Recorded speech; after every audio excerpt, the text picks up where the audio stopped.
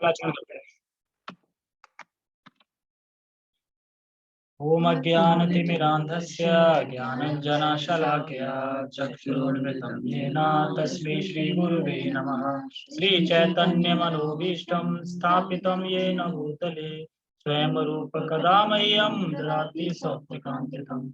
वन्देऽहं श्रीगुरु श्रीयुतापदकमलं श्रीगुरून् वैष्णवांश्च श्रीरूपं साग्रजातं सहगणरघुनाथान्वितं तं सजीवम् साधुवेतं सावधूतं परिजन सहितं कृष्ण चैतन्य देवं श्री राधा कृष्ण पादान् सहगणललिता श्री विशाखान् विशांश्च हे कृष्ण करुणा सिंधु दीनबंधु जगतपते गोपेश गोपिका कांता राधा कांता नमोस्तुते। तप्त कांचना गौरांगी राधे वृंदावनेश्वरी वृषभानुसुते देवी प्रणमामि हरिप्रिये। वाञ्छाकल्पतरुभ्यश्च कृपा सिन्धुभ्यैव च पतितानां पावनेभ्यो वैष्णवेभ्यो नमो विष्णुपादाय कृष्णपृष्ठाय भूतले श्रीमते भक्तिवेदान्त स्वामिनिति नामिने। नमस्ते सारस्वती देवे गौरवाणी प्रचारिणे निर्विशेष शून्यवादी पाश्चात्य देशनारिणे। जय श्री कृष्णा चैतन्य प्रभु नित्यानंद श्री अद्वैत गदाधर श्रीवासादि गौर भक्तवृंद। हरे कृष्णा कृष्णा कृष्णा हरे हरे हरे राम राम राम हरे हरे। हरे कृष्ण।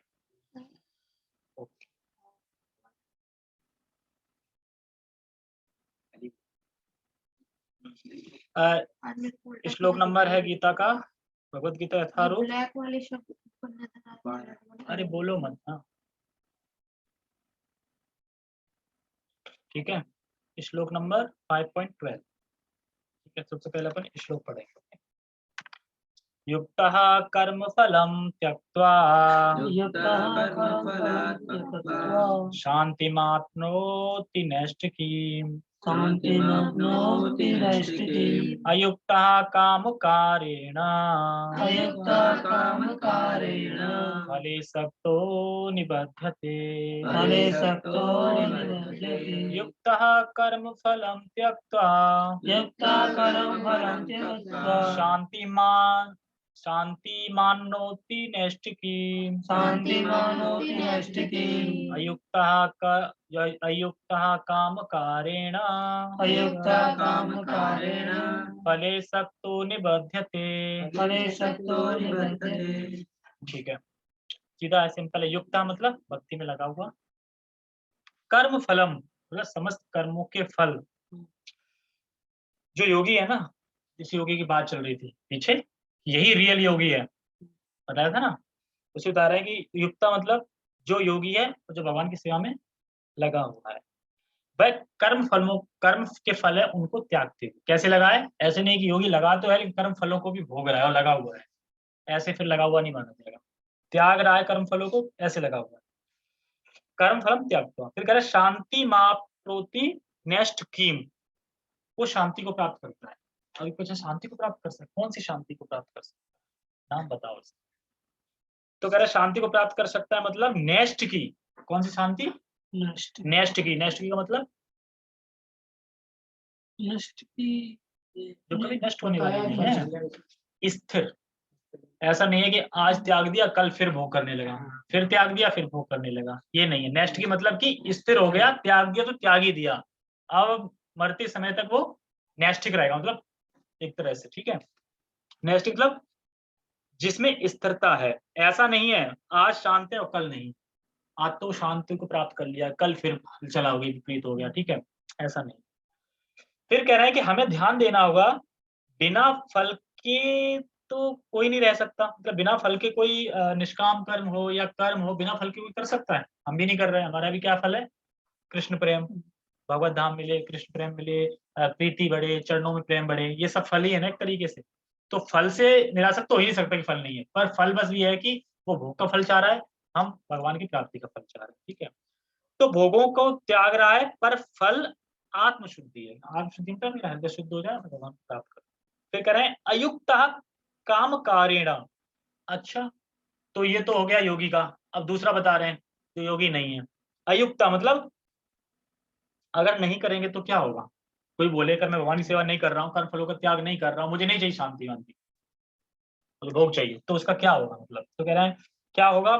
तो जो व्यक्ति अयुक्त है, अयुक्त मतलब पहले वाला युक्त था, ये अयुक्त है, अयुक्त है, भगवान से जुड़ा नहीं है और भोग वासना के कारण काम कर रहा है, कार्य कर रहा है, कर्म कर रहा है, भोग वासना कर, तो वह फल में आसक्त रहता है और इस कारण से जन्म मृत्यु संसार में वो बंधता है। और जो युक्त वाला योगी है वो कर्म फल से नहीं बंधता है। ठीक है, ये आगे बताएं। तो इसमें पहले टेक्स्ट पढ़ लेते हैं। हाँ टेक्स्ट, निश्चल, निश्चल समझ रहे ना, कोई छल नहीं, मतलब स्थिर हो गया एकदम। निश्चल भक्त शुद्ध शांति प्राप्त करता है क्योंकि वह समस्त कर्म फल मुझे अर्पित कर देता है, किंतु जो व्यक्ति भगवान से युक्त नहीं है और जो अपने श्रम का फल कामी है वह बन जाता है। क्या करेगा, गेट पे तो आवाज आ रही है, अंदर क्या चल रहा है कुछ वही, तो गेट फेर दो, गेट फेर दो, ठीक है, कहाँ पे थे, हाँ। तो कह रहे हैं कि जो श्रम का फल कामी है वह बंध जाता है। ठीक है, मतलब जो भोग चाहता है, जो कर रहा हूं मैं उसका मुझे फल खुद ही भोगना है, तो ऐसा इंसान कर्म बंधन में बंधेगा। और जो भगवान की सेवा कर रहा है और कर्म फलों का त्याग कर रहा है वो कर्म बंधन में नहीं बंधेगा, जन्म मृत्यु से हो रहेगा। ठीक, ये बता रहे हैं। देखो अब इसमें सीधे सीधे समझना है कि जो भगवान के लिए कर्म कार्य करेगा वह मुक्त हो जाएगा, और जो भगवान की जो अपने लिए कार्य करेगा वो बंध जाएगा। जो भगवान के लिए कार्य कर रहा है वो मुक्त हो जाएगा, जो अपने लिए कार्य कर रहा है वो बंध जाएगा, सीधी सीधे। ठीक है, भगवान भी कहते हैं तुम मेरे नाम में तो मैं तुम्हारे काम में, और तुम अपने काम में तो मैं अपने नाम में। तुम अगर मेरा नाम ले रहे हो तो मैं तुम्हारे काम आऊंगा, कितना जितना नाम लोगे, जितना तुम्हारी श्रद्धा होगी उतना मैं तुम्हारे काम आऊंगा। और अगर तुम अपने काम में लगे तो फिर हम भी, हमारे भी पास बहुत काम है, फ्री बैठे। तो कह रहे हैं कि इस भाव के साथ कि जो भी मुझे करना है वो कृष्ण के लिए करना है, भले कोई नौकरी कर रहा है, घर बार संभाल रहा है, ठीक है, कोई नौकरी कर रहा है, घर बार संभाल रहा है, फिर और कोई व्यवसाय कर रहा है, कुछ भी कर रहा है, लेकिन भाव क्या है उसका, कृष्ण के लिए करना है। भाई मेरे घर के तो मुखिया है कृष्ण, वो जैसा करते हैं हम वैसा करते हैं, ये भाव। ठीक है, तो युक्त हो पाओगे और तो इस कर्म बंधन से मुक्त हो पाओगे। तो फीलिंग क्या आनी चाहिए कि घर के मुखिया कौन है, कृष्ण ही है। लेकिन अभी फीलिंग क्या आ रही है, मुखिया मैं हूँ, कृष्ण तो एक मतलब खाली बस है कि जो भी कुछ करना है उन्हें दिखाना है और फिर पाना है कि मुखिया तो मैं, ऐसा नहीं। फीलिंग अंदर से लानी पड़ी, कृष्ण मुखिया है और मैं उनका नौकर हूँ, दास। ठीक है, जो जैसे नचा रहे हैं ऐसे नच रहा हूं। तो ये मान के चलता है तो बनता नहीं है। जो निश्चिल भक्त होता है वो परम शांति को प्राप्त होता है। निश्चिल मतलब वही है, स्थिरता। ठीक है, फिर इसमें एक श्लोक कहते हैं भुक्ति मुक्ति सिद्धि कामी सकल अशांत, और कृष्ण भक्त निष्काम अतैव शांत। तो इसमें बता रहा है भुक्ति, भुक्ति मतलब जो भोग करने वाले हैं, भोगों में लगा हुआ है भुक्ति, वो कभी शांत नहीं रह सकता। ठीक है, दूसरा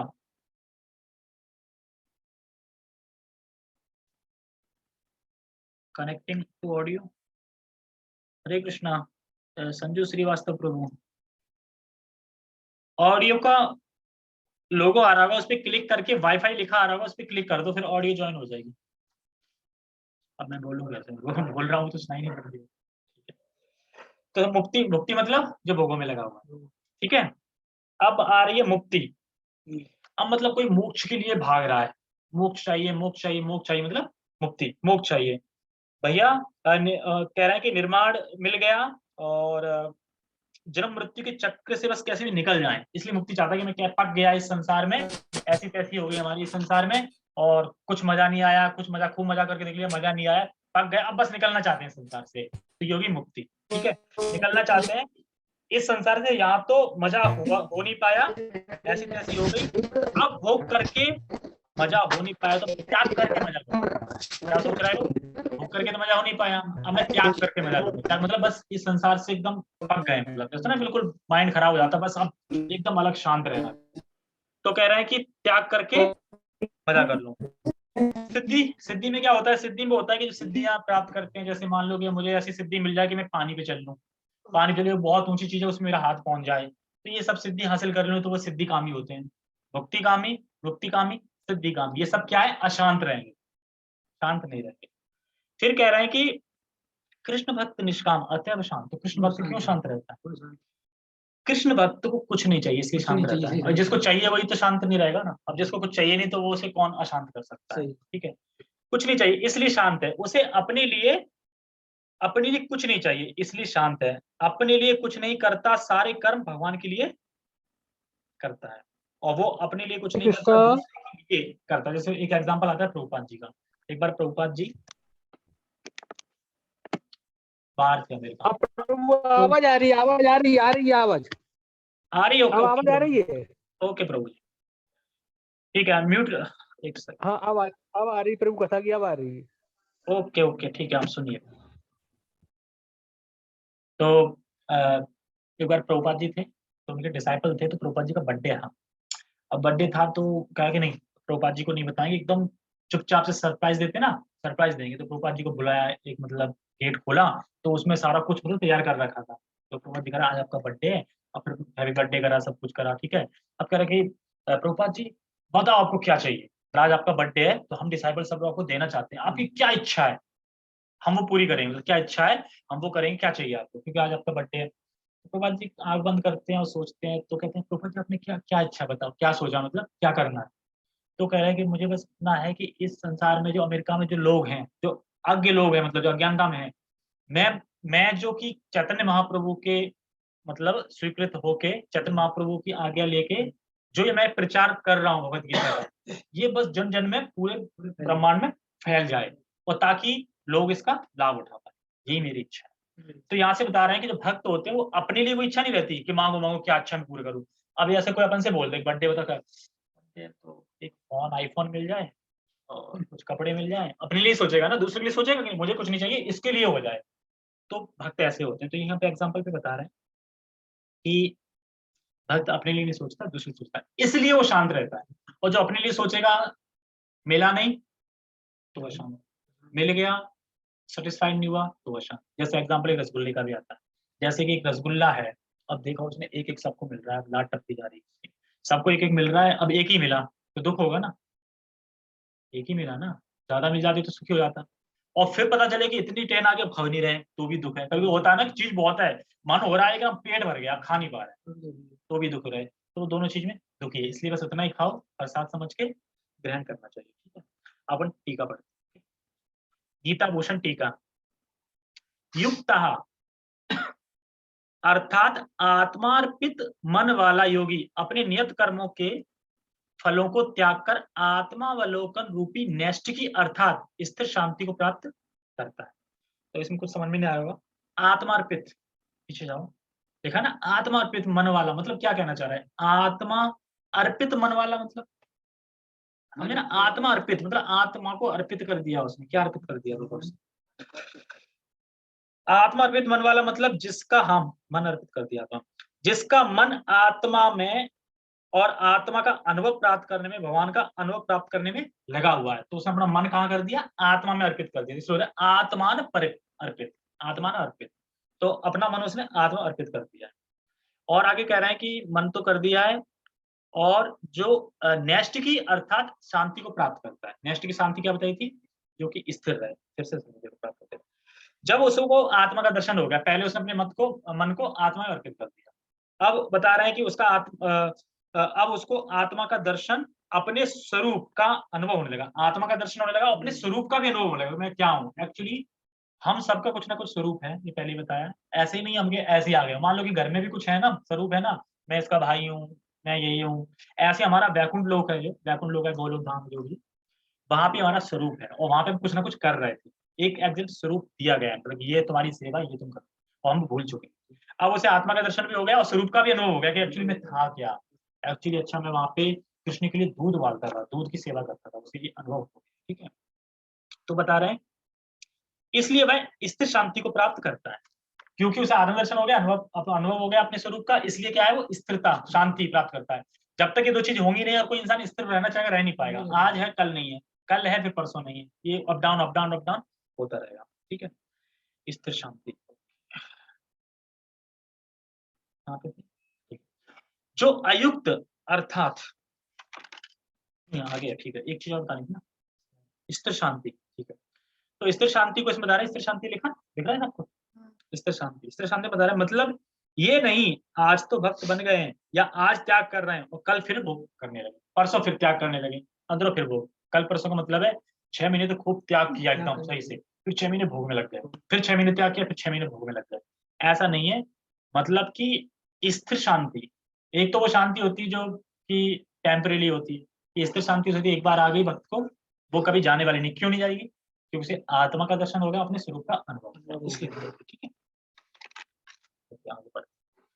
जो अयुक्त है, पहले की युक्त की हो गई, अब अयुक्त की हो रही है दूसरी लाइन। ठीक है, जो अयुक्त है अर्थात आत्मान अर्पित मना है, वह कर्म फलों में आसक्त होने के कारण और इस प्रकार काम के कारण कर्म करने से जन्म मृत्यु रूपी संसार में बंध जाता है। पहले वाला तो मुक्त हो रहा है, शांति को प्राप्त कर रहा है, स्थिर हो रहा है। क्यों? क्योंकि उसने अपने मन को आत्मा अर्पित कर दिया है, इसलिए। अब दूसरा उल्टा है, जिसका क्या है इसमें बता रहे हैं, मतलब जिसका मन आत्मा की अनुभव की तरफ लक्षित नहीं है, जिसका मन अभी आत्मा को अर्पित नहीं हुआ है, इसीलिए से बोल रहे हैं आत्मा अवलोक आत्मा न अर्पित मना, मतलब इसका मन अर्पित नहीं हुआ है आत्मा को। ठीक है, ये बता रहा है। और फिर कह रहे हो बंध जाता है। क्यों बंध जाता है? रस्सियों से। आप कह रहे हो बंध जाता है, हम तो देख रहे हैं यहाँ पे खूब रसगुल्ले और खूब पार्टियां चल रही है, नाइट लाइट, यहीं के लिए है ना, लेकिन वो बंधा हुआ है, वो खुद शांत नहीं है। पर वो शांत हो सकता है? कोई मालिक है, कोई भी देख लो शांत नहीं होगा वो, उसे और ज्यादा टेंशन है, खाना खाने का टाइम नहीं मिलता, तो कहाँ शांत है? शांति नहीं कर सकता, और हार्ट अटैक से मर जाता है। ठीक है, तो बन जाता है, बन जाते का बता रहे हैं, जो व्यक्ति आत्मा की अनुसंधि से रहित होकर कार्य करता है, केवल भोग के लिए कार्य कर रहा है। समझे? जो व्यक्ति आत्मा की अनुसंधि से रहित होकर कार्य कर रहा है, वो भोग के लिए कर रहा है। मान लो जो कोई आत्मा के लिए वर्क नहीं कर रहा है, वो जान ही नहीं रहा है आत्मा क्या है, क्या स्थिरता है, भगवान क्या है, क्या मानव है, क्या हमारा स्वरूप है, कुछ नहीं जान रहा। वो किसके लिए कार्य कर रहा है? भोग के लिए कार्य कर रहा है। तो बता रहा है कि अनुभव प्राप्त लक्ष्य नहीं है, कि आत्मा अनुभव प्राप्त करना है, भगवान को समझना है, तो उसे इन सब चीजों से कोई मतलब नहीं है। तो जाहिर सी बात है, वो भोग के लिए कार्य कर रहा है और फिर बन रहा है। और कैसे बन रहा है? जन्म मृत्यु चक्र में बंधने का मतलब यही, कर्म में बंधना मतलब कि जन्म मृत्यु बार बार आ रहा है, कैसे बन रहा है? क्योंकि उसका मन अभी लक्षित नहीं है भगवान, तो वो जानना ही नहीं चाहता कि भगवान कौन है, क्या करूंगा भगवान को समझ के, भोग करो बस। ठीक है, यही। ओके, पढ़ हो जाएगा। एक कृष्ण भावना भावित व्यक्ति तथा देहात्म बुद्धि वाले व्यक्ति में यह अंतर है कि पहला तो कृष्ण के प्रति आसक्त रहता है, जबकि दूसरा अपने कर्मों के प्रति आसक्त है। इसमें समझाना है? कुछ समझा गया होगा? बताओ। तो अपने कर्मों के प्रति आसक्त है, मतलब कर्मों से ज्यादा अच्छा लग रहा है कर्म करना, कृष्ण में आसक्ति नहीं इतनी है। और एक है जो कृष्ण में ज्यादा आसक्त है अच्छा, और कर्मों में ज्यादा नहीं उसे मन, मतलब कृष्ण में ज्यादा मन है। कृष्ण में ज्यादा मन है, और एक का भोग संसार है उसमें कम है, और एक का संसार में ज्यादा है। लेकिन ये आसक्ति, ऐसा नहीं आसक्ति से शून्य हो जाओ, आसक्ति खत्म कर दो, हो गई नहीं। आसक्ति से शून्य कोई नहीं सकता, असंभव है। तो इसमें भी बता रहे हैं आसक्ति का मतलब है कि ये आसक्ति तो खत्म नहीं हो सकती, आसक्ति को खाली मोड़ना है। आसक्ति खत्म कभी नहीं हो सकती, क्योंकि जीव स्वरूप से ही आसक्त है। मान लो कि तुम इस शरीर से आसक्त हो, तभी तो शरीर के बारे में सोच रहे हो ना। आसक्त है ना शरीर से, किसी भी चीज से ले लो। अरे ये तो छोड़ो, ये शरीर तो बहुत बड़ी बात है, और तो छोड़ो, अपना पुरुष से भी आसक्त होना है ना। अगर तुम्हारा कोई पुरुष कर लेना भी, तुम उसमें भी आसक्त हो, मतलब हर चीज अपनी चीज से पहचान कर लेती मेरा है, आया ना। तो जो छोटी छोटी वस्तु में आ सकते, तो शरीर में तो कितने आ सकते होंगे। इसीलिए जब मृत्यु आती तो इसीलिए दर्द होता है, क्योंकि हम शरीर को छोड़ना नहीं चाहते। हर चीज में आ सकता है ना, कोई भी चीज है कि ये टी शर्ट तो मेरी है, ये कपड़ा तो मेरा, ये पैंट तो मेरा, हर चीज में अपना ही दिखता है ना। तो ये इन चीजों से तो बताने देखो, हम आसक्ति को नहीं त्याग सकते, क्योंकि आसक्ति को त्यागना असंभव है। कोई बोले ना कि तुम आसक्ति को त्याग दो, आसक्ति त्याग दो, तो भगवान को नहीं कह रहे ना। एक भोगी इंसान होगा ना, वो भगवान के अच्छे से वो कर लेगा। और जो मतलब जिसके अंदर प्रेम नहीं है, नफरत नहीं, कुछ नहीं है, वो भगवान को नहीं पा सकता। क्यों? मतलब भौतिक संसार में जिसके अंदर प्रेम नहीं, वो भगवान पे भी प्रेम नहीं कर सकता। और जिसके अंदर भौतिक संसार में जिसके अंदर प्रेम है, वही भगवान से प्रेम कर सकता है, क्योंकि उसे प्रेम करना आता है, बस उसे प्रेम मोड़ना है खाली। ठीक है, तो कह रहा है जीव जो चेतन है, मतलब अपना अचेतन नहीं, अचेतन मतलब जड़ वस्तु होगी, चेतन मतलब जो चलती है। ठीक है, जीव जो चेतन है उसके लिए आसक्त होना ही उसका स्वरूप है। आसक्त होगा ही होगा वो। और हम सोचें कि जो ब्रह्मवादी हैं, जो मायावादी छायावादी ब्रह्मवादी हैं जो लगे रहते हैं वो तो किसी से आ सकता नहीं, पर वो भी आ सकते हैं किसमें कि भगवान नहीं, वो भी इस चीज में आ सकता है ना भगवान नहीं है, निर्विकार है भगवान, सोचते रहते हैं और ढूंढते रहते हैं, वही समझते रहते हैं, खोजते रहते हैं भगवान नहीं, तो उसमें आ सकते हैं, आ सकते सब है, ठीक है। तो आसक्ति को नहीं त्याग सकते, प्रेम करना सेवा करना ये जीव का स्वरूप है, प्रेम करना सेवा करना ये जीव का स्वरूप है, सेवा ही ना दास है ना, तो सेवा करना स्वरूप है। तो या तो वो भोग में आसक्त होगा या भगवान में आसक्त होगा, दोनों में से किसी एक चीज में आसक्त होगा, लेकिन आसक्ति को त्याग नहीं सकते, ये फॉलो करता है। जैसे ब्रह्म साक्षात्कारी है, ऐसा लगता है कि वो किसी में आसक्त नहीं है, पर वो अव्यक्त में आसक्त है ना, अव्यक्त वही अव्यक्त जिसका कोई व्यक्त नहीं है, जिसका कोई वो नहीं है, तो अव्यक्त किसको बोलते हैं, वो अव्यक्त में आ सकते हैं। तो उस धारणा में आ सकते हैं कि सब कुछ निर्विकार है, तो जीव कभी भी अनासक्त नहीं हो सकता, आसक्त रहेगा। जो व्यक्ति कृष्ण के प्रति आसक्त रहकर उन्हीं के लिए कर्म करता है वह निश्चय ही मुक्त पुरुष है और उसे अपने कर्म फल की कोई चिंता नहीं होती। आप समझ गए, जो कृष्ण में आसक्त है, कृष्ण के लिए कर रहा है, उसे कोई कर्म फलों से चिंता नहीं रहती कि क्या फल आएगा, मैंने ये करा पता नहीं मिलेगा कि नहीं मिलेगा, इसमें वो बिल्कुल नहीं रहता। भागवत में किसी कर्म के फल की चिंता का कारण परम सत्य के ज्ञान के बिना द्वैत भाव में रहकर कर्म करना बताया गया। इसको द्वैत भाव, द्वैत भाव यह है कि अगर तुम इस पृथ्वी में जो भी चीज है संसार में, उनको अगर कृष्ण से अलग देख रहे हैं तो ये द्वैत भाव हो गया। तो कृष्ण से अलग कोई चीज है इसमें, कृष्ण सब में है, कृष्ण की शक्ति है, हर चीज कृष्ण की शक्ति है ना, कृष्ण से संबंधित देख रहे हैं तो ठीक है, लेकिन कृष्ण से अलग देख रहे हैं जिस चीज को तो ये द्वैत भाव आ गया। तो इसमें बोल रहे हैं द्वैत भाव, ये भागवतम में श्लोक है।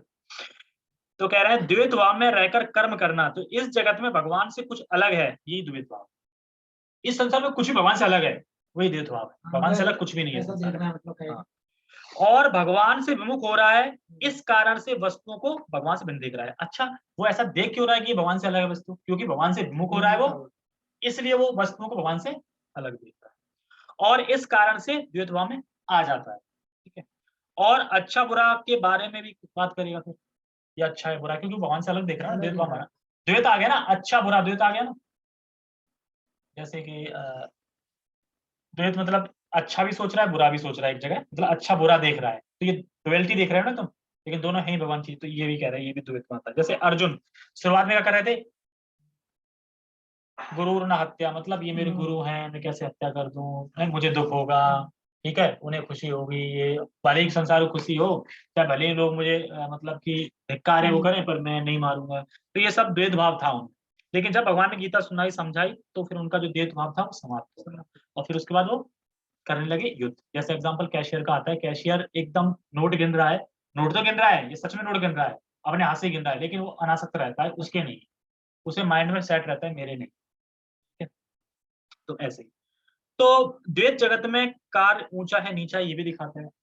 ये कौन कहता है, ये ऊंचा काम है नीचा काम है, दो चीज दिखाना जगत में है ना, हम क्षत्रिय हैं, ये शूद्र है, ऊंचा ये नीचा है, मंदिर नहीं आ सकते, नहीं करते, ऊंचा नीचा। लेकिन कृष्ण बना भी ऊंचा नीचा है कैसे, जैसे मान लो कोई झाड़ू लगा रहा है और कोई भागवत कथा कर रहा है, दोनों बराबर है, कैसे, क्योंकि दोनों भगवान की प्रसन्नता के लिए कर रहा है, वो झाड़ू लगा प्रसन्नता के लिए, लेकिन उसमें द्वैत भाव है, तो इसमें द्वैत भाव नहीं, द्वैत भाव, ठीक है। ओके, आगे है कृष्ण श्री भगवान है, नहीं कृष्ण श्री भगवान है, कृष्ण भावनामृत में कोई द्वैत नहीं रहता। आगे ना कैसे, झाड़ू वाला और भागवत क्लास, मतलब कोई भी सेवा हो, सब अपनी अपनी सेवा कर रहे हैं कृष्ण को प्रसन्न करने के लिए, देख रहे ये छोटी सेवा है, इसकी छोटी सेवा है, ऐसा कुछ नहीं, सब अपनी अपनी कृष्ण की सेवा के लिए लगे हुए, ठीक है। ठीक है, कहाँ पे थे यहाँ, जो कुछ विद्यमान है वह कृष्ण का प्रतिफल है और कृष्ण सर्व मंगल है। मंगल में मतलब जब कृष्ण होते तो सब सर्व मंगल होता है, जैसे कि जो कुछ भी है वो कहाँ से आ रहा है, ओके कृष्ण से, और सब कुछ मंगलमय है। यदि हम उसका उपयोग कृष्ण के लिए करेंगे तो जो भी वस्तु है यहाँ पे इस जगत में वो सर्व मंगलमय तब होगी जब हम उसे यूज कृष्ण के लिए करेंगे। अगर हम उसे अपने भोग के लिए कर रहे हैं तो सर्व मंगल नहीं। मतलब अब सोच के देखो, भगवान ने कांटा क्यों बनाया, पेड़ में जो कांटा आता है कुछ ना कुछ तो काम होगा ना उसका, कांटा बनाया वो कुछ ना कुछ काम होता है। इस पृथ्वी में कोई भी चीज देख लो, जो चीज है ना अकस्मात ही ऐसे नहीं आ गई, उसका यूज कहीं ना कहीं कुछ ना कुछ हो रहा है। इस अर्थ में मतलब जो भी चीज ले लो तुम, जंगल में चले जाओ, दुनिया भर की चीजें मिलेगी ना, कुछ ना कुछ यूज है, किसी न किसी कुछ चीज में आ रही है, वो कुछ ना कुछ बन रहा है, उसका यूज में है, वरना भगवान फालतू क्यों बनाएगी। तो सृष्टि में ऐसी कोई चीज नहीं जिसका उपयोग ना हो, तो वही कह रहा है सब समंगल है अगर वो उनका यूज मेरी सेवा के लिए करता है, मुझे जोड़ के करता है, अपने लिए करता है तो फिर सर्वमंगल है। ठीक है, ओके, समझ में आया कहाँ पे? ठीक है, आगे कह रहे हैं जो कुछ विद्वान है कृष्ण के पढ़ दिया। अतः कृष्ण भावनामृत में संपन्न सारे,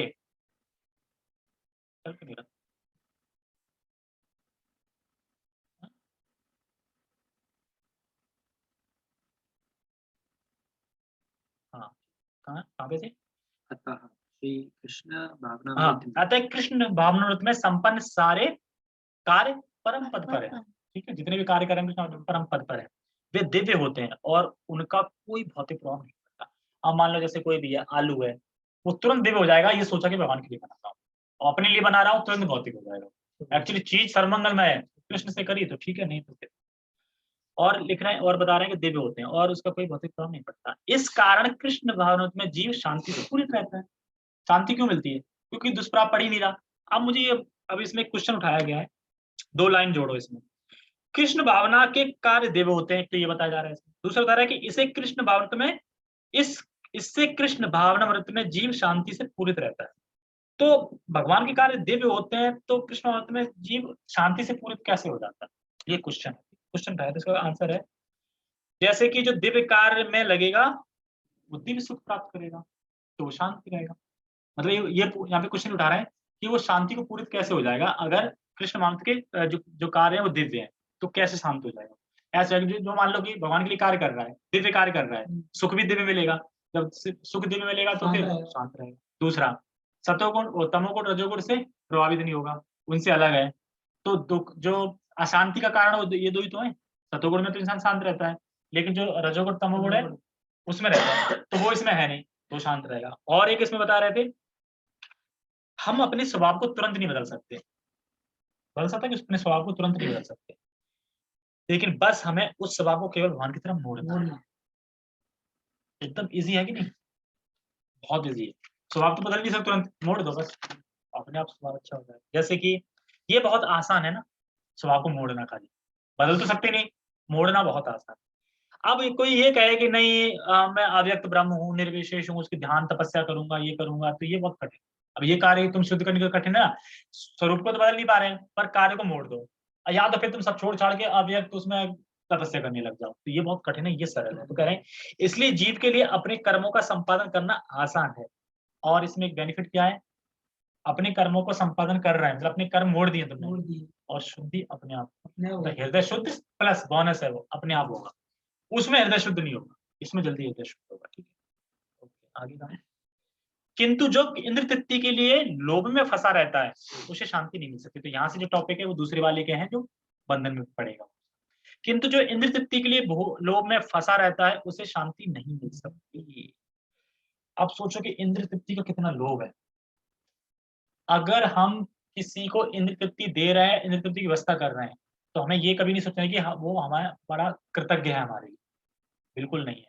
हम उसे एक्चुअली दुख दे रहे हैं। हम सोच रहे हैं ना, आज मैंने इसके लिए कर दिया, बड़ा अच्छा किया। कुछ जैसे लोग ना पार्टी करते हैं कुछ लोग बर्थडे में, आज मैं खिला रहा हूँ तरफ से, तो वो लोग क्या सोचते हैं, मैंने बहुत अच्छा करना, आज मेरा नाम हुआ है ना, मैंने पार्टी दी। लेकिन वो खुद तो नर्क जा ही रहे हैं और दूसरों को भी पार्टी दे के नर्क की व्यवस्था कर रहे हैं, और उससे दुखी मिलेगा। कैसे? आगे चल के उसे क्या लगेगा, अरे ये तो खिला देता है, मतलब एक वो भी पड़ जाती ना आदत सी, नहीं खिलाई तो दिक्कत, खिलाते रहेंगे तो भी वो कृतज्ञ नहीं होगा तुम्हारी। तो ये भी इसमें समझाना। देखो, जो इंद्र तृप्ति है ये दुख की योनि है एक तरीके, जैसे 84 लाख योनि है, ऐसी योनि दुख की योनि है। इंद्र तृप्ति दुख की योनि समझ लो। कैसे? ये बात हम समझ नहीं पाते। हम अगर किसी के लिए इंद्र तृप्ति की व्यवस्था कर रहे हैं तो वो हमारे लिए कृतज्ञ नहीं होगा। पर क्यों? तो कह रहे हैं जो देंगे उससे और इच्छाओं का निर्माण होगा। हम अगर कुछ इंद्र तृप्ति व्यवस्था कर रहे हैं, कुछ दे रहे हैं, उससे उसका और इच्छाओं का निर्माण होगा। जैसे मान लो किसी को 5,000 रुपए दे दिए, तो तुम ये सोच रहे हो ना मैंने बहुत अच्छा काम कर दिया, कृतज्ञ है, बड़ा हमारा बोलबाला करेगा। एक्चुअली नहीं, दुख का कारण बन रहे हो, दुख दे रहे एक तरीके से। कैसे? क्योंकि इसकी इच्छा और बढ़ जाए, और उसकी जगह भगवत गीता दे दी, वो पढ़ ली तो ठीक है। तो बता रहे हैं यहाँ पे कि जब तक देंगे तब भी कृतज्ञ नहीं रहेगा। तो कह रहे हैं अच्छा, अगर हम देंगे तो उसका इच्छाओं का निर्माण बढ़ेगा और इच्छाएं बढ़ेंगी, और उसकी इच्छा ही बढ़ेगा, पैसा होगा तो इच्छा बढ़ेगी ना, तो तुम एक तरीके से दुखी दे रहे हैं ना उसको। और अगर जब तक मतलब मान लो हम देते रहे, बीच में बंद नहीं किया, अगर बंद कर दिया बीच में, तो दिक्कत, और देते भी रहेंगे तभी कृतज्ञ नहीं हो। क्यों? कि जब हम आपको इंद्र तृप्ति देंगे या व्यवस्था करेंगे तो वह केवल उसके लिए दुख का निर्माण करेगी। जितना मन भोग में लगता है उतना ही मन अशांत रहेगा, तो इसलिए उसका मन अशांति रहेगा। तो किसी की मतलब इंद्र तृप्ति करके, इंद्र तृप्ति मतलब अब ये यहाँ पे ये मतलब नहीं कि जो इंद्रियों की आवश्यकता है उसकी बात नहीं चल रही, इंद्र तृप्ति की बात चल रही है। इंद्र तृप्ति का मतलब क्या होता है? जैसे मुझे खाना खाना है सुबह टाइम, वो तो इंद्रियों की आवश्यकता हो गई, उससे एक्स्ट्रा हम जो मन चलने के लिए इंद्र तृप्ति खा रहे हैं उसकी बात चल रही है। इंद्र तृप्ति किसी को दोगे तो उसको तो दुख दे रहे हैं, ठीक है। और कहाँ पे थे, कहाँ पे थे? हाँ ठीक है। तो कह रहे हैं शांति मिल सकती है, यही कृष्ण भावनात्म का रहस्य है। रहस्य समझ में आया क्या रहस्य है? उसने अपनी इंद्रियां मोड़ दी और भगवान की तरफ कर दी, और उसका हृदय भी शुद्ध हो जाए धीरे धीरे। और जो भोग वासना इंसान है वो बस भगवान कुछ नहीं है, हम ही करने वाले हैं, और फंस जाता है कर्म बंधन में। पता नहीं चल रहा है, कब पता चलेगा? अंतिम समय में यमराज दिखेंगे उसको, तब कहेगा बचा लो बचा लो बचा लो फिर कर। तो यही यह अनुभूति की कृष्ण के अतिरिक्त कुछ भी नहीं है, शांति तथा अभय का पद। तो अभय का पद है मतलब कि जैसे भगवान का नाम बहुत शक्तिशाली है। कैसे? थोड़ा ही शुद्ध किया है भगवान के नाम ने, खाली तुम्हें थोड़ा शुद्ध किया है और तुम्हें तुरंत आ गया ये तो जहर है, ये नहीं कर। तो भोग वासना जो आ रही है, जो इंद्र तृप्ति जो आ रही है, वो तुरंत समझ में आ जाएगी और ये तो जहर है, ये नहीं कर। थोड़ा सा मन हृदय शुद्ध हुआ उसमें। और कह रहे हैं कि अभय का पद है मतलब कि भय का कारण क्या है? हम सोचते हैं कि कोई वस्तु कृष्ण से अलग है, ये भय का कारण। कैसे हम सोचेंगे कृष्ण से अलग है? द्वेष भाव आ जाएगा, फंसेंगे, ये भय का कारण है। तो इससे वो अच्छा, ठीक है ठीक है। हरे कृष्णा। किसी को कुछ पूछना है?